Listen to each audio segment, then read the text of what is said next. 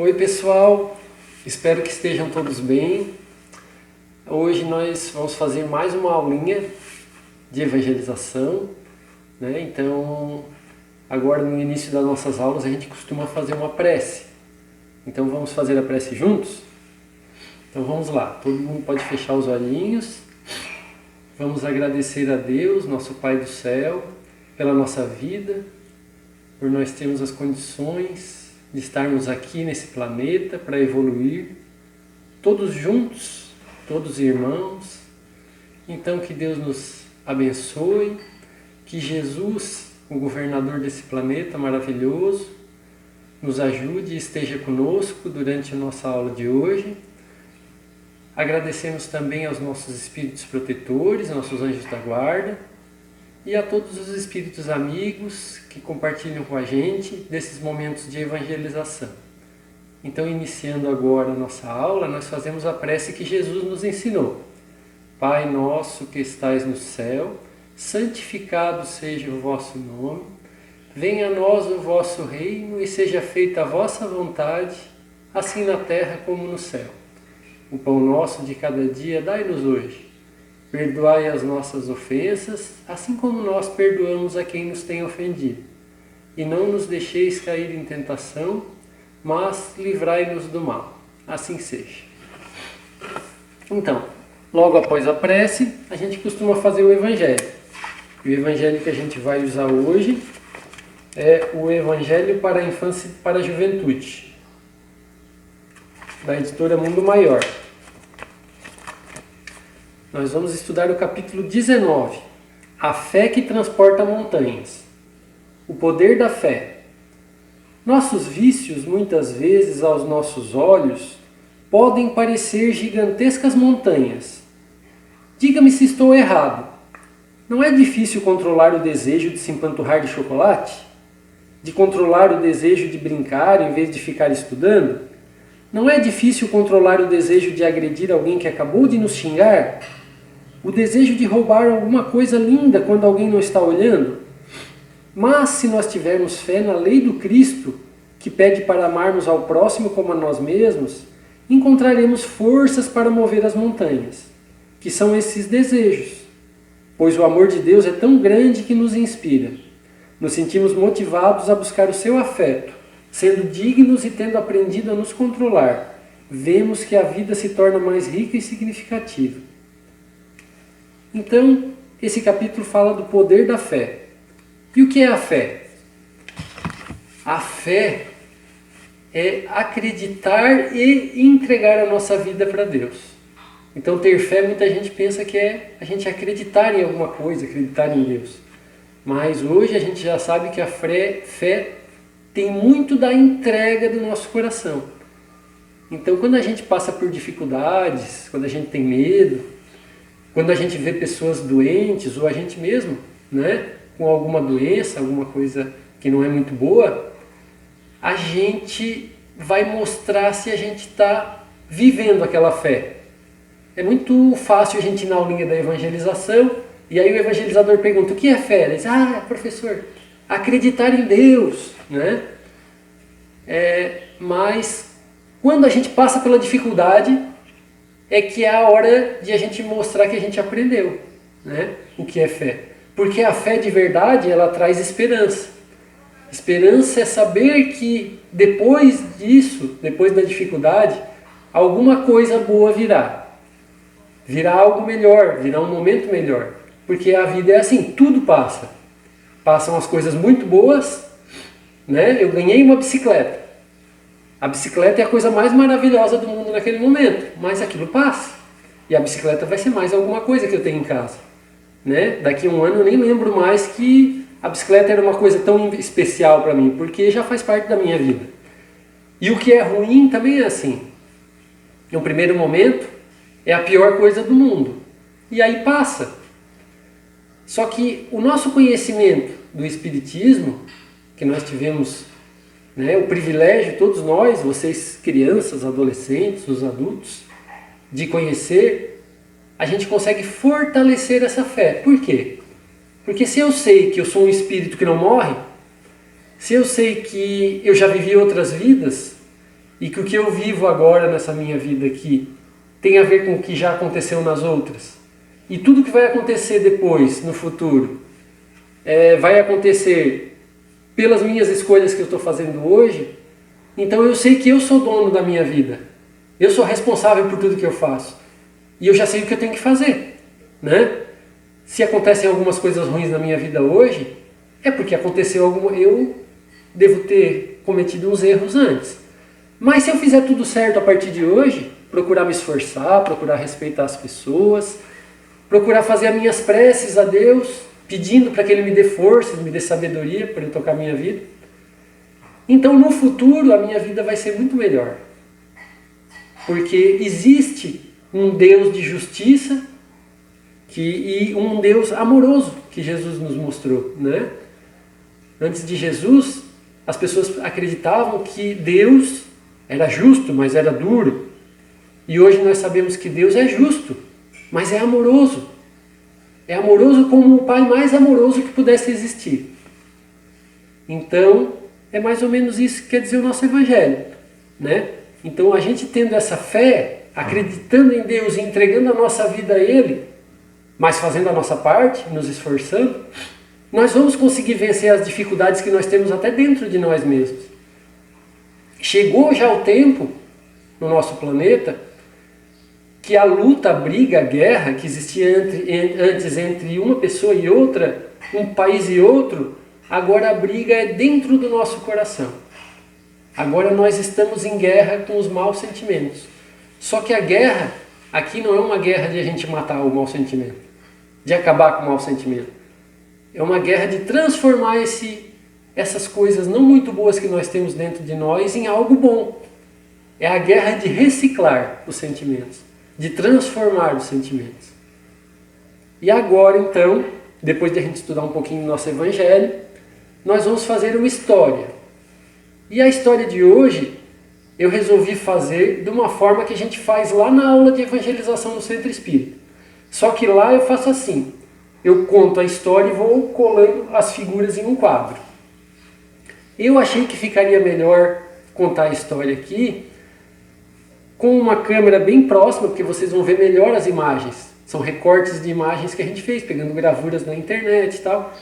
E aí a história vai acontecendo e a gente vai mostrando as figuras. Então foi feito, eu vou gravar em seguida a história, vocês não vão me ver, só vão ver as minhas mãozinhas, ó, são as mesmas, pode olhar lá. E no final a gente volta para conversar, tá bom? Então fiquem com a história e daqui a pouco a gente já volta. Era uma vez um planeta onde os espíritos que moravam ali ainda eram pouco desenvolvidos, animalizados mesmo, raivosos, invejosos, ciumentos, vaidosos, orgulhosos e com a inteligência pouco desenvolvida. Como ainda tinham todos esses maus sentimentos, eles tratavam mal uns aos outros e não eram felizes. O que eles não imaginavam é que existia uma equipe de espíritos bons, muito iluminados, que acompanhava tudo o que ocorria no planeta e fazia com que algumas coisas acontecessem para que este mundo fosse melhorando aos poucos. Eles eram espíritos, assim como os que moravam no planeta, mas eles já tinham vencido há milhares de anos o mal que havia em seus corações. Seus corações agora brilhavam com uma luz forte e tranquila. Esses espíritos de luz já haviam passado pelas mesmas dificuldades que agora existiam ali, quando foram ajudados por espíritos bons, e por isso agora se sentiam na obrigação de ajudar a população maldosa e sofredora daquele planeta. O chefe dessa equipe de anjos era um espírito tão bondoso e evoluído que qualquer um que sentisse a sua presença, mesmo de longe, se sentiria muito bem e feliz, agradecido a Deus e com vontade de chorar de tanta emoção. Esses espíritos iam direcionando os acontecimentos da natureza do planeta e organizando as encarnações dos outros espíritos. De vez em quando um deles encarnava no mundo, para ajudar os espíritos atrasados que ali viviam, e então eram chamados de profetas ou de santos pela população de coração escuro que ali vivia. Chegou um dia em que aquele maravilhoso grupo de anjos percebeu que os moradores do planeta das pessoas de coração escuro havia dado uma pequena melhorada nos sentimentos. O chefe dos anjos desse planeta então decidiu, ele mesmo, encarnar para transmitir um conjunto de ensinamentos para aquele povo estudar por milhares de anos e assim evoluir. Ele nasceu como um menino pobre de uma pequena vila e foi conhecido pelo nome de Jesus. Não deve ter sido muito bom para esse espírito de luz ter que conviver todos os dias com o povo de coração escuro, que o maltratou e acabou matando seu corpo. Com a volta desse anjo iluminado para o mundo espiritual, começou uma nova fase para aquele planeta, porque o chefe dos anjos retornou em espírito e falou para eles que não existe a morte e que a morte do corpo é só mais uma etapa para os espíritos. Alguns amigos dele ficaram encarnados e começaram a transmitir mensagens de espíritos que já estavam no mundo espiritual, mesmo sem saber direito como isso acontecia. E vocês acham então que depois disso toda a população do planeta foi salva e eles viveram felizes para sempre? Não. Isso foi só o início da mudança. Algumas poucas pessoas começaram a entender aqueles ensinamentos e a clarear um pouco seus corações. A vida continuou naquele mundo e o egoísmo continuou criando regras. O orgulho continuou gerando a separação das pessoas. E o mal ainda tornava a grande maioria dos corações escuros. Acontece que de coração em coração, aqueles ensinamentos do chefe dos anjos foi se espalhando, como se fosse um fogo bom. E o tempo passou. Quase 2000 anos depois, a equipe dos bons espíritos percebeu que os corações já tinham clareado mais um pouquinho, e a inteligência daquele povo também tinha se desenvolvido. Era chegado o tempo de uma nova etapa. Para entender os seus defeitos e para perceber a bondade de Deus, as pessoas de coração escuro, alguns já não tão escuros assim, precisavam entender que eram espíritos imortais. Deveriam descobrir que já existiam antes dessa vida e que continuariam existindo depois dela. Também era necessário que soubessem da existência dos espíritos de luz, que prepararam o planeta para a sua evolução e que os ajudavam todos os dias. Mas principalmente precisavam saber o que deveriam fazer para que um dia pudessem vir a ter um coração tão brilhante como os corações daquela equipe de espíritos bons que trabalhavam com Jesus. Era chegado o tempo do surgimento do espiritismo para aquela gente. Jesus, então, enviou muitos espíritos bons de sua equipe para essa missão. Foi uma das maiores operações que já houve desde a criação daquele planeta, que agora deveria passar por outra transformação. Materialmente, o mundo estava pronto para evoluir para um outro nível, mas a maldade das pessoas de coração escuro não permitia que a energia ao redor do mundo ficasse boa o suficiente para que isso acontecesse. Começaram as comunicações dos espíritos que já estavam no mundo espiritual com as pessoas que viviam naquele mundo.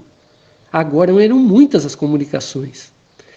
Estas pessoas agora já sabiam como funcionavam as comunicações. Descobriram que o egoísmo, o orgulho, a vaidade e o ciúme geravam sofrimento mesmo depois da morte do corpo. E que a cada ação haveria uma reação, sendo que as ações boas traziam alegrias. E as ações ruins os levavam a sentir dor, mesmo depois da morte. Multiplicaram-se as transformações em maior número de corações por todo o mundo, mas uma boa parte dos corações ainda estavam escuros.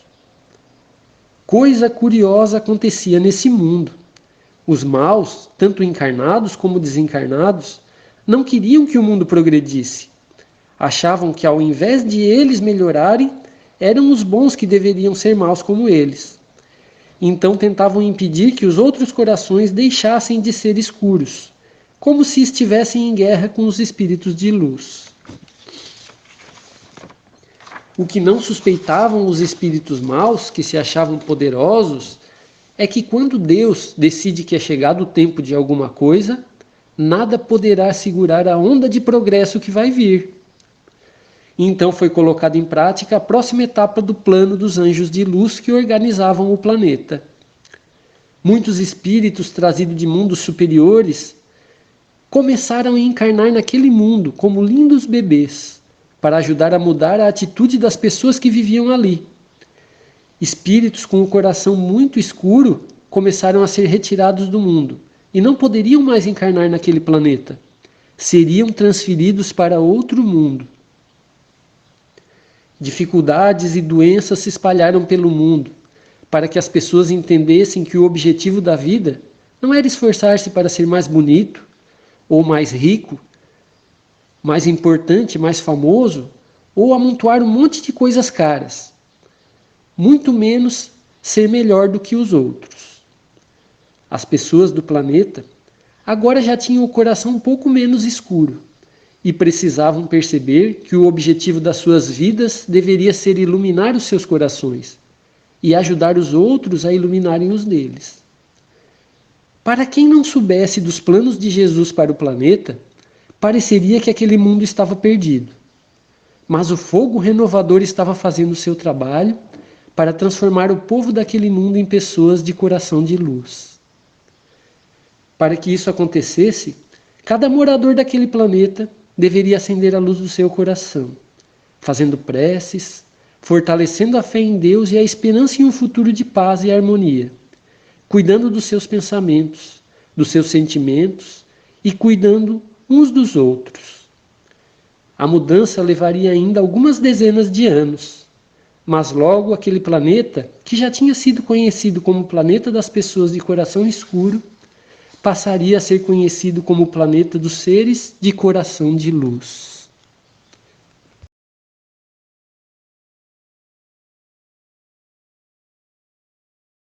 Então, pessoal, gostaram da história? A história conta um pouquinho do que aconteceu no nosso planeta. Desculpem se a história não ficou muito boa, mas foi feito um grande esforço para que ela ficasse bem legal. E a história acaba no nosso momento de hoje, né? Que é um momento que foi dito pelos profetas ao longo de milhares de anos. Aquelas pessoas que eram videntes, né? Que viram que no futuro ia ter uma transformação no planeta. Alguns acharam até que o planeta ia acabar, ia terminar, vai ser o fim do mundo. Mas na verdade, o que acabaria não seria o fim do mundo, seria o fim do mal. Nós estamos passando por dificuldades e essas dificuldades mostram que nós estamos chegando no momento em que nós seremos mais felizes aqui no planeta. Só que isso depende do nosso esforço. Jesus, os bons espíritos estão todos trabalhando para que o mundo seja um lugar bem melhor para a gente viver. Só que nós precisamos fazer a nossa parte. E qual é a nossa parte? Nós temos que melhorar os nossos sentimentos e melhorar os nossos pensamentos e agir com os outros com caridade. Então, como que eu gostaria que alguém agisse comigo se eu fizesse o que eu estou fazendo, né? Como eu gostaria que alguém agisse com aquela outra pessoa lá se eu estivesse no lugar dela, se fosse eu que estivesse lá? É assim que a gente tem que pensar a partir de agora, né? Porque agora nós conhecemos isso. Nós conhecemos os ensinamentos de Jesus, conhecemos o Espiritismo.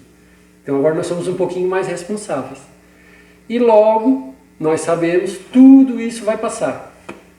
E logo nós poderemos estar novamente no centro espírita. Porque não é fácil para vocês estarem afastados, estarem em casa. Não é fácil para a gente também, né, estar aqui tendo que gravar olhando para um celular em vez de olhar para o olhinho de vocês. É bem difícil. Mas nós temos que manter o nosso contato e logo nós estaremos todos juntos.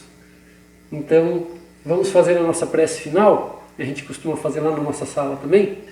Então, eu vou fazer a prece final, agradecendo a Deus por essa oportunidade de nós podermos estudar os seus ensinamentos, de conversar sobre a evangelização, pedindo que todas as pessoas que assistam esse vídeo estejam bem, possam receber um pouquinho do nosso carinho, da nossa energia, e que nós todos possamos passar por esse momento difícil que o planeta passa da melhor forma possível e logo possamos estar todos juntos novamente para fazer os nossos estudos lá no Centro Espírita Seara de Jesus, na evangelização. Então é isso, eu só tenho mais um recadinho. Esse vídeo é o último vídeo que nós vamos postar no canal Amigos de Jesus Espírita, que era o canal do YouTube que a gente vinha utilizando até o dia de hoje, sábado 2 de maio de 2020, certo? A partir dos próximos vídeos, todos serão postados no canal do YouTube do Centro Espírita Seara de Jesus, porque a gente tinha criado esse outro canal do YouTube só para que a gente pudesse divulgar os vídeos, porque o Seara de Jesus ainda não tinha um canal. Agora o Centro Espírita Seara de Jesus já organizou o seu canal no YouTube e todos os nossos vídeos vão ser postados lá, todos os vídeos do pessoal da evangelização do setor, né, Departamento de Evangelização da Infância e da Juventude. Então é isso, tchau pessoal, até a próxima!